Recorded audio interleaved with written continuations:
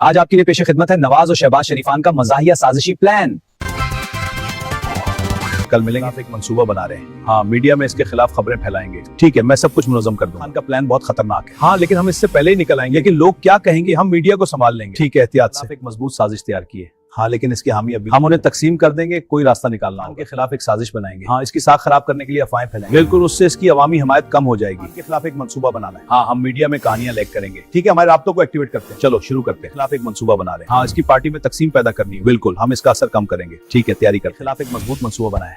हम इसकी साख को नुकसान पहुंचाएंगे और इसकी सियासत खत्म कर देंगे। बिल्कुल, खिलाफ एक मंसूबा बनाए। जी बिल्कुल, मीडिया में मॉम चलाएं। हाँ, और अपोजिशन लीडरों को साथ मिलवाएं। ठीक है, सब कुछ चुपके से तय करेंगे। खिलाफ एक बड़ा मंसूबा बनाया है। हाँ, इसकी सियासत खत्म करनी है। बिल्कुल, उसका तख्ता उलट देंगे। ये सब कुछ हमने मिलकर तैयार किया है। हाँ, इमरान खान को इस जाल में फंसाना होगा। इसकी सारी हरकतें हम वक्त आ गया इसका तख्ता उलट